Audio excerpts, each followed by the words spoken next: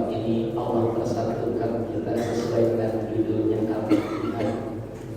Maka mudah-mudahan persatuan ini membawa persatuan kita dalam persatuan surganya Allah. Tokoh masyarakat, aparatur pemerintah, Bapak Camat kita yang luar biasa, senantiasa selalu hadir berada di tengah-tengah rakyatnya dalam rangka melaksanakan kewajiban yang tujuannya insya Allah semuanya dalam rangka ridhonya Allah Subhanahu wa ta'ala segenap pahalanya. Sebelum saya membaca keterangan kita, ada satu mukadimah yang tadi memang samar-samar saya sesuai dengan namanya Al-Fatihah. Umat Islam yang bisa berada dalam persatuan adalah umat Islam yang bijaksana. Dan umat Islam yang bijaksana adalah umat Islam yang bermodalkan ilmu agama. Tidak akan ada sebuah persatuan ukhuwah kalau umat Islam yang tidak bijaksana. Dan tidak mungkin umat Islam bisa bijaksana kalau dia tidak punya pengetahuan tentang urusan agama. Kenapa di zaman sekarang justru banyak terjadi perpecahan di antara umat Islam? Harus kita akui, karena secara umum kita sudah kurang mementingkan pendidikan agama, terutama buat anak itu. Sekarang begini, buat bijaksana itu kita tahu bisa jadi dalam satu agama ada satu akidah, ada beda akidah. Kita di semua selalu mengaku bahwa kita adalah Ahlus Sunnah wal Jamaah. Tapi sekarang kita mesti tahu definisi dari Ahlus Sunnah wal Jamaah. Gampangnya kalau kita masih sama rukun imannya ada 6, rukun Islamnya ada 5, maka berarti Ahlus Sunnah wal Jamaah. Walaupun sukunya ada yang pakai kunut, ada yang nggak pakai kunut. Makanya kalau cuma beda suku yang satu pakai kunut, yang satu nggak pakai kunut, jangan main tipu-tipu juga. Karena masih satu akidah Ahlus Sunnah wal Jamaah. Tapi juga jangan berarti kita nggak paham fikih. Dalam akidah kita nggak boleh ada percampuran dan kebijaksanaan. Tapi dalam uluhiyah dan fikih, maka di situ terdapat perbedaan pendapat yang mesti tahu juga bagaimana cara mensikapi perbedaan pendapat tersebut. Jadi walaupun kunut boleh, enggak kunut boleh, bukan berarti sholat subuh kita entar enggak. Yang enggak kunut kita hormatin kalau dia punya dalil dan dasarnya yang bersumber dari Rasulullah Shallallahu Alaihi Wasallam. Kalau nggak salah mereka punya riwayat dari Siti Aisyah radhiyallahu anha. Yang pakai kunut, yang memang tahu berdasarkan keilmuan, yang hadisnya bersumber dari anak Sayyidina Umar yang namanya Abdullah bin Umar, yang mengatakan Rasulullah sampai meninggal dunia selalu berkunut. Kalau sumbernya dari Rasul, dua-duanya benar. Maka disitulah disebut dengan Rasul itu uswatun hasanah. Yang nggak pakai kunut punya dasar sumbernya Rasul. Yang pakai kunut ada dasarnya sumbernya Rasul. Sama-sama Rasulnya, ya udah, sama-sama Islamnya. Satu akidah, beda mazhab. Emang zaman sekarang ini kita mau diadu domba. Kalau kitanya bodoh, luar biasa. Contohnya begini, ada sunnah yang ketika kita tidak laksanakan karena ada perbedaan atau khilafnya, nggak ada masalah. Contohnya kunut. Kayak tadi kan kunut, nggak kunut, nggak mengganggu keabsahan sholat. Tapi ada sunnah karena ada khilafiyah, jangan ditinggali. Walaupun sebagian ulama bilang sunnah apa? Kita bahasa kamunya sunnah. Ini ada yang gak sunat gak sih? Ini saya nanya.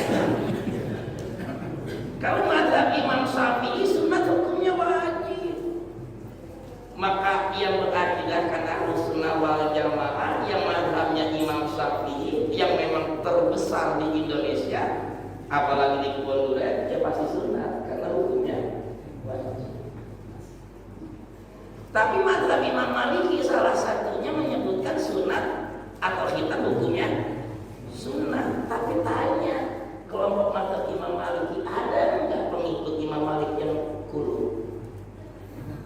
Yang nggak sunat? Nggak ada. Perbedaan hukum bukan berarti untuk ditinggalkan. Mereka semuanya sunat, walaupun hukum khitan menurut mereka nggak wajib tapi sunat. Karena berdasar keterangan hadis bahwa khitan itu fitratul insan, fitrahnya manusia. Yang beda cuma hukumnya. Ada ulama yang menghukumi wajib, ada ulama yang menghukumi sunnah, tapi semuanya khitan. Paham ya? Jadi jangan begini, sudahlah nggak usah menghitanin, dia kemana? Sian sama bocah, dasar kita hukumnya sunnah ini. Nah ini bocah kalau jadi ustaz dulu.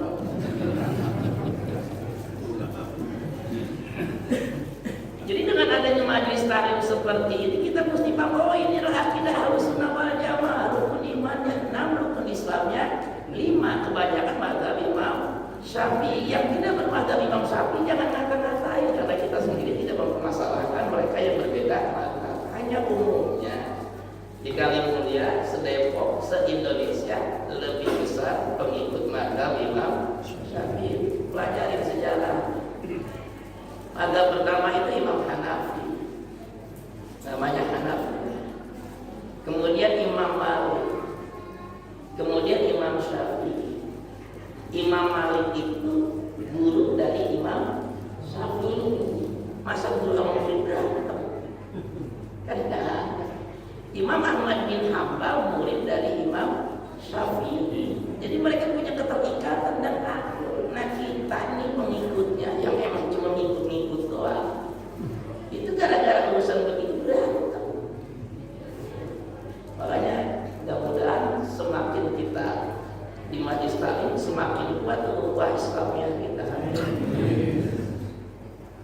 Nah karena berkaitan dengan akidah Ahlussunnah wal Jamaah. Nah adapun tadi sedikit dibahas mereka. Adapun Muhammadiyah NU itu organisasi. Penting karena ada kaidah usul fikih yang mengatakan al-haqqu bilal nidhamin yaqlibul batilu bin nidham.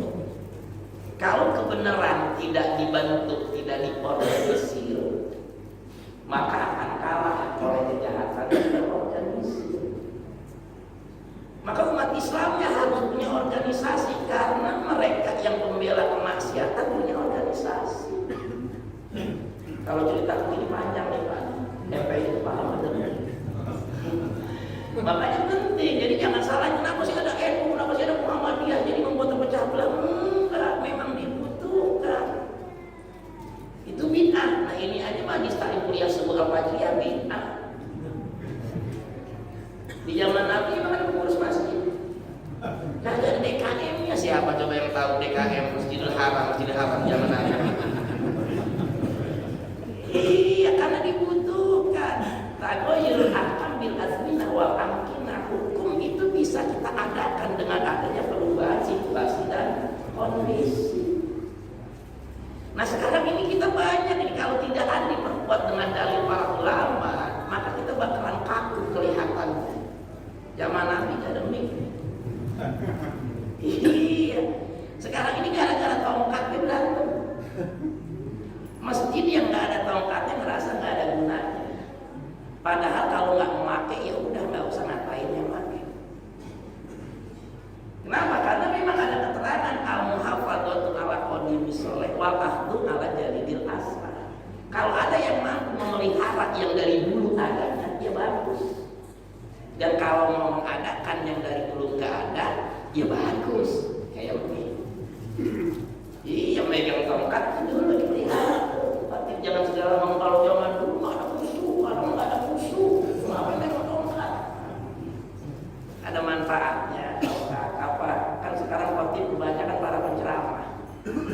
Dia lupa kalau lagi khutbah, walaupun nggak batal tapi hukum akhirnya pasti. Saudara sekalian. Kalau megang tongkat ada bunget di tangan. Iya, jadi mau pakai mau enggak terserah, jangan nyalahin. Jangan gara-gara tongkat berantem di akhirnya. Mau pakai tongkat silakan, nggak pakai tongkat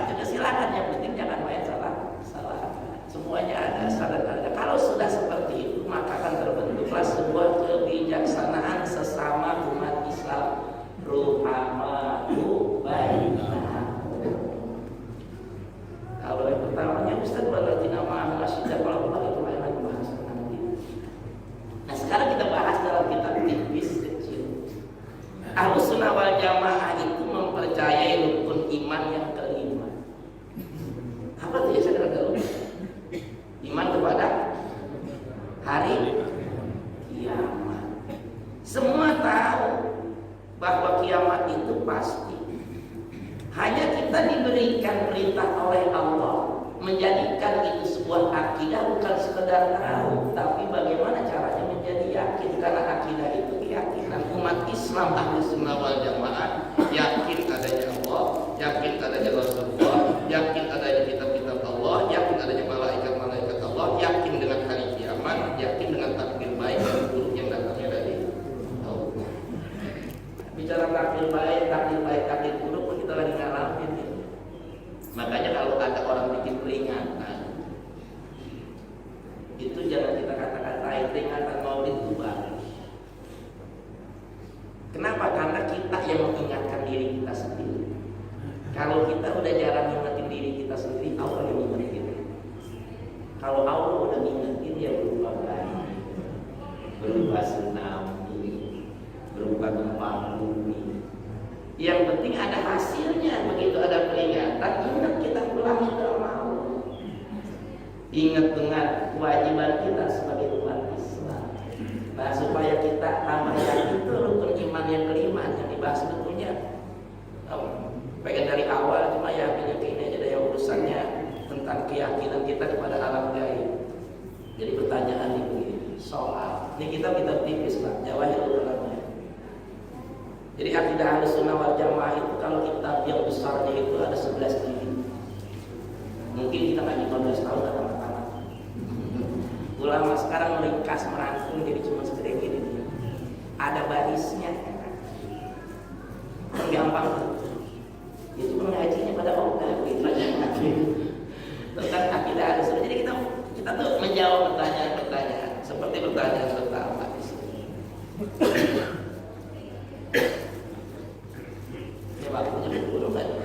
Soal mal yaumul akhiru wa makna iman ini. Apakah yang dimaksud dengan hari kemudian?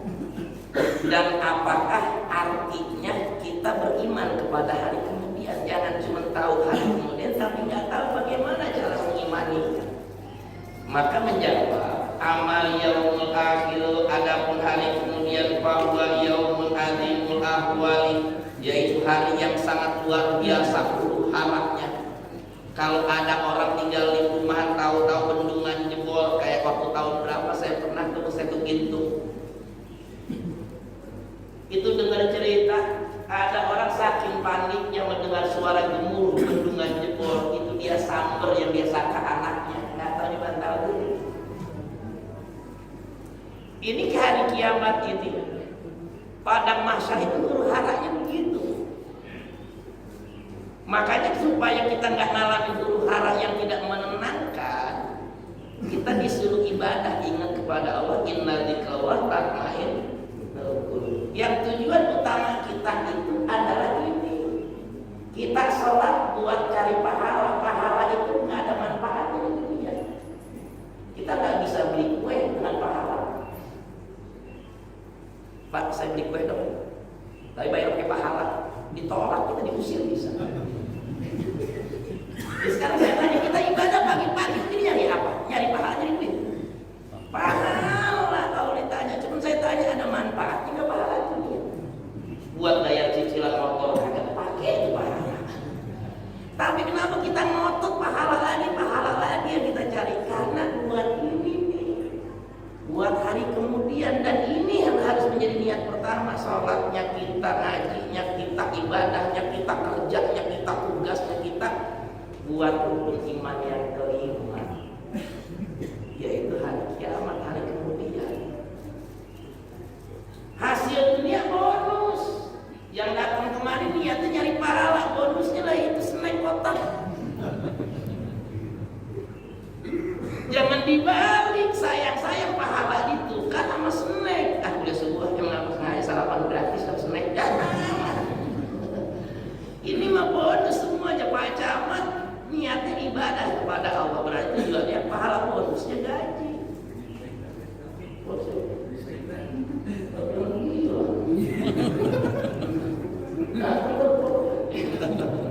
Kita lanjut. Itu semuanya itu. Kalau kita meyakini ini tentang adanya alam akhirat, kita jadi muslim yang tangguh. Punya duit nggak punya duit tetap sholat. Suami saat hasilnya Istri saat suaminya punya duit atau nggak punya duit tetap mengabdi, karena tujuannya bukan balasan dunia, tujuannya balasan akhirat. Supaya bisa begitu yakinin akan adanya akhirat.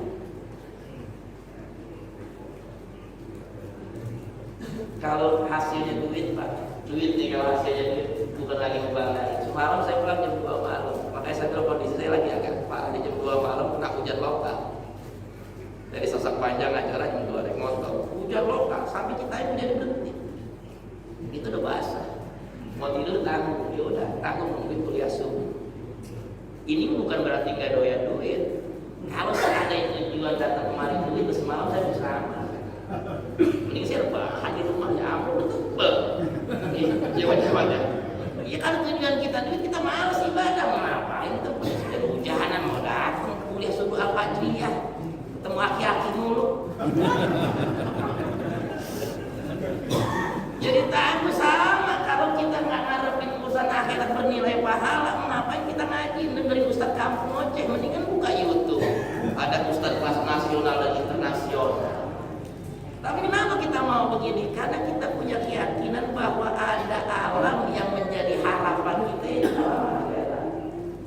Makanya jangan sekali-sekali kita tukar ibadah kita hanya mengejar dunia yang kita nggak pakai niatin pun Allah udah jamin.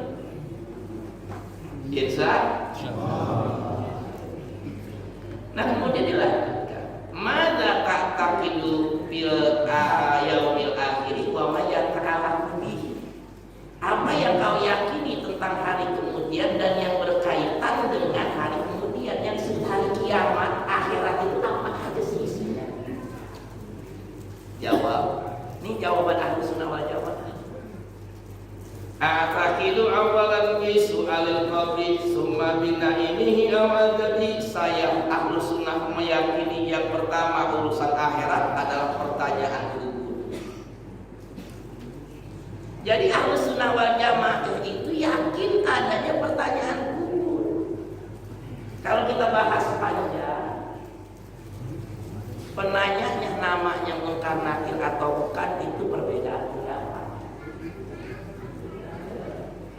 Tapi nggak pernah diganti. Ada yang bilang kalau ada orang ustaz nggak yakin kalau malaikat yang nanya Munkar Nakir apa dia keluar dari Islam.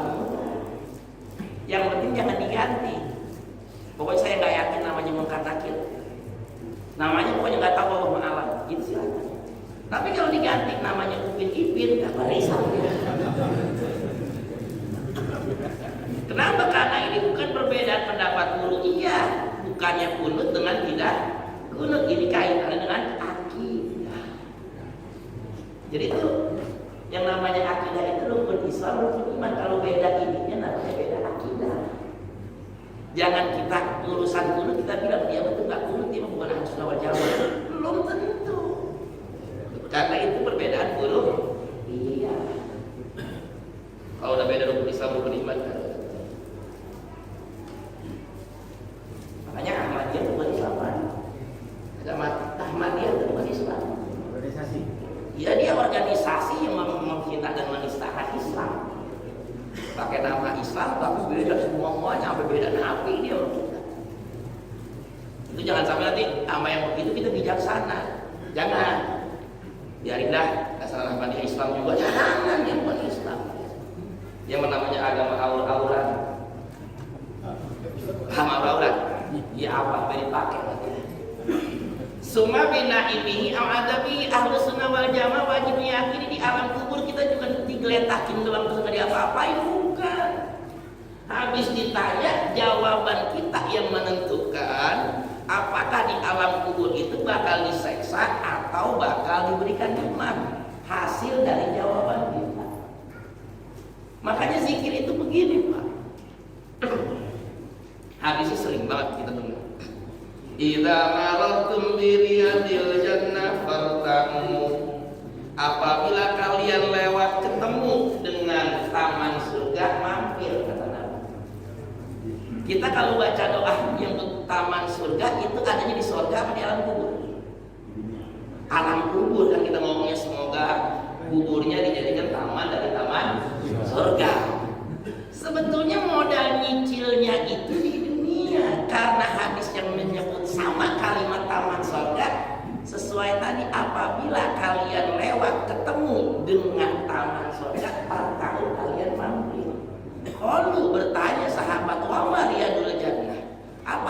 surga ya Rasul? Maka Nabi menjawab, hilaqah dzikri, perkumpulan zikir dan majlis taklim. Kalau kita bahas pakai ilmu balaghah, idza marartu, itu dalam bahasa ilmu nahwunya ada kalimat marartu bi, saya lewat enggak sengaja ketemu. Jadi kalau kita pernah ngaji nahwu itu ada jaa zaidun, gitu. Ra'aitu zaidan, marartu bi zaidin. Saya lewat enggak sengaja ketemu Zaid. Nah, kalau hadis Nabi ini, kalau kalian lewat enggak sengaja ketemu pengajian mampir, enggak sengaja mampir. Kita makanya jarang kan. Kita lagi mau berangkat jalan-jalan mau keluarga ke Banten. Di tengah-tengah jalan ada masjid Maulid. Mampir dulu yuk ke Taman Sorga, kayaknya jarang kan. Yang ada kalau jalan-jalan ngaji libur dulu kita ngaji dulu. Saya ngaji dulu nih Ustaz, apa mau liburan ngajak bocah gitu. Gitu aja ini makan ya berkumpulan. Maka hadisnya itu kagak niat berangkat ngaji ketemu pengajian mampir. Kata Nabi. Nyicil kaplingan Taman Sorga. Pagi-pagi kita lagi nyicil. Kan sempit, kuburan aja sempit, apalagi alam kubur. Ngeluasin pakai apa? Ya pakai amal. Amal mana? Ya salah satunya ya kaitan dengan taman surga, ya haji. Ya seluas apa nanti tergantung. Nah, ini bisa membuat kita semangat. Gerimis-gerimis tetap berangkat ngaji, apa? Nyicil taman surga. Buat orang yang yakin. Tapi kalau orang yang kagak yakin sama urusan akhirat, kurang semangat buat ibadahnya. Itulah kenapa pentingnya kita umat Islam percaya sama yang gaib, pahala gaib, dosa gaib, nyatanya ntar di alam akhirat. Walladzina yu'minuna bil ghaibi wa yuqimuna sholata wa mimma razaqnahum yunfiqun. Kalau orang yang bertakwa itu satu modalnya percaya sama yang gaib. Kalau dia percaya sama yang gaib, dia bakal mendirikan sholat. Udah begitu, dia berani memberikan nafkah, dia berani sedekah, berani jariyah. Kenapa? Karena dia punya keyakinan semuanya bakal Allah balas dan Allah ganti nanti di akhirat. Amin ya rabbal alamin. Kemudian selanjutnya. Jadi ini disebut dulu satu, alam akhirat itu ada pertanyaan kubur, ada nikmat kubur, ada siksa kubur. Suma bihasril asadi, kemudian dikumpulkannya jasad-jasad di hari kebangkitan. Di sini letaknya syafaat buat orang yang demen maulid. Syafaatul uzma itu ketika kita dikumpul di padang mahsyar. Ini penjelasan panjang, Pak. Ada keterangan bahwasannya dibiarkan oleh Allah di padang mahsyar 15.000 tahun. Ada yang bilang 15.000 tahun itu diampar-ampar itu orang kafir, tapi orang muslim 5.000 tahun. Ya 5.000 tahun itu lama jangan. Iya. Dan kemudian ada pertanyaan, apakah tubuh kita yang sekarang ini ketika dibangkitkan di alam kubur udah ganti model apa belum? Dijelaskan, belum ganti model, Pak. Jadi begitu dibangkitkan dari alam kubur, ya ini badan kita yang bogel. Iya, yang telingnya belum ganti model. Masih begini modelnya, prosesnya. Kenapa? Karena belum dihitung amalnya. Dan begitu bangun nggak pakai baju, bugil. Laki-laki bugil, perempuan bugil, banci bugil.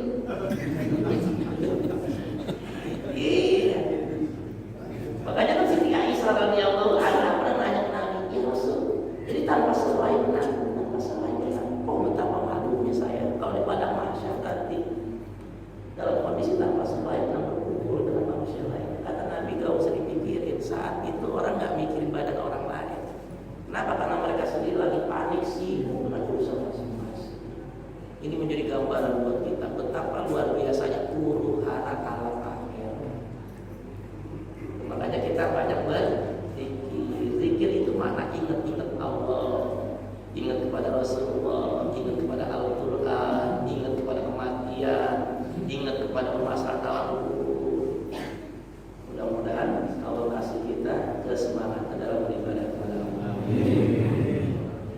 Berapa ya?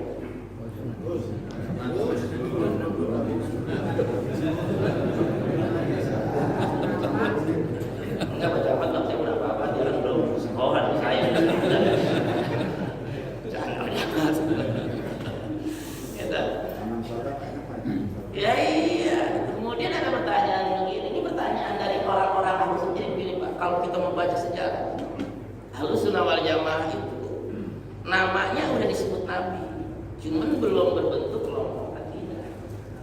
Karena zaman dulu nggak ada yang beda akidah, semuanya Ahlus Sunnah wal Jamaah. Jadi nggak perlu pakai nama, orang seragam mau namain sih. Munculnya dinamakan bukan berarti ada baru, karena sudah muncul ajaran-ajaran akidah yang beda. Munculnya paham Syiah yang diawali dari pembunuhan para sahabat. Sahabat Nabi itu banyak yang meninggalnya dibunuh dari orang-orang Khawarij. Dari Khawarij ini berkembang menjadi paham-paham keras. Nah ini yang disebut radikal. Nah kalau orang kaya saya disebut radikal, saya ngajarin cebok doang. Iya kan cebok radikal. Kalau ngajarin cebok pakai ampas ya radikal jangan.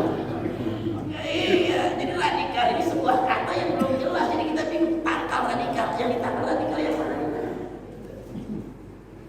Itu semua paham ada Ahlus Sunnah wal Jamaah. Barulah Imam Abu Hasan al-Asy'ari untuk menyelamatkan akidah yang lurus yang dibawa oleh Rasul, dikembangkan para sahabat, mengumpulkan dengan akidahnya Ahlus Sunnah wal Jamaah berbarengan dengan Al-Imam Maturidi. Makanya ada yang disebut Asy'ariyah, ada yang Maturidiyah. Ini kita kalau kuliah nih Johor baru pulang. Ya satu semester kemudian lanjut. Kaifati qaduka, bagaimanakah keyakinanmu? Tadi kan masalah apa sih isi akhirat. Terus bagaimana engkau meyakini hai Ahlus Sunnah wal Jamaah tentang pertanyaan kubur, tentang nikmat kubur, tentang siksa kubur? Jawab, a'taqidu, aku meyakini annal mayita, bahwasannya mayit idza wudi'a fi qabrihi, tatkala diletakkan di dalam kuburnya, tu'aduluhu ila jasadi, dikembalikan oleh Allah ruhnya kepada jasadnya. Jadi mati itu sebentar. Ya sama kita dari alam rahim, ketika dilahirkan ke dunia dimatiin dulu. Kalau pakai dimatiin ya nggak bakal bisa keluar kita. Begitu normal baru begitu lagi nangis dah bayi dulu mah. Bayi dulu, bayi sekarang aja jangan nangis. Ada bayi sekarang.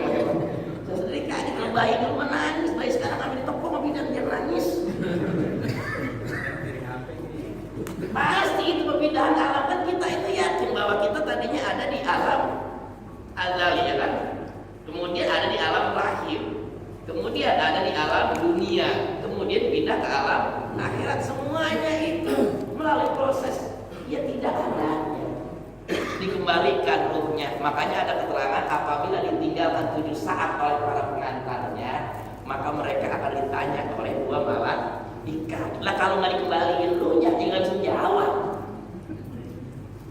Nah masalah 7 saat ini jangan dibahas macam-macam. Kalau begitu nguburnya di pasar, emang apa nggak bakal tinggal orang? Jadi kalau nggak tinggal orang nggak bakal tanya-tanya, jangan gitu. Ya tanya-tanya, tapi jangan sekarang lah. Itu 7 saat itu banyak ungkapan. Apakah 7 detik, ada 7 langkah? Pokoknya menurut Ahlus Sunnah wal Jamaah, orang Islam yang meninggal dunia masuk alam kubur bakal ditanya. Kalau kita bahas pada ayat Al-Qurannya jelas, hadisnya jelas. Memang ada sebahagian yang tidak percaya dengan adanya alam kubur. Kemudian dilanjutkan. Tujuannya apa? Ila jasadihi bi qadri ma yafhamul khitaba wa yardul jawaba sumayatihi malakani fayas'alanihi an rabbihi wa nabihi. Dan kemudian mereka akan dihidupkan dan ditanya permasalahan yang berkaitan dengan Tuhannya dan yang berkaitan dengan Nabi. Apalkan man roh, man Nabi, udah hafal jawabannya. Kayaknya udah siap buat mati. Udah hafal, udah siap mati. Ngapalnya bagus sebagai pengetahuan, tapi bukan berarti apalnya kita yang menentukan bisa menjawab. Diterangkan dalam hadis, begitu masuk alam kubur itu dibuat gelisah hati orang-orang dengan dosanya. Kita kalau sudah gelisah, maka kontrol diri kurang. Ditambah lagi malaikatnya itu yadhasu, mengagetkan, mengejutkan, dan punya suara yang menggelegar, yang membuat nyut nyali orang-orang yang dia hafal dengan jawaban karena nanyanya model begitu digentak, hilang jawaban. Makanya tanya di sini jelaskan, ketika ditanya man rabbuka, dia udah ada itu jawaban Allahu Rabbi. Cuma karena yang nanyanya serem, nanyanya gentak hilang dong. Belum sempat mikir dia tahu.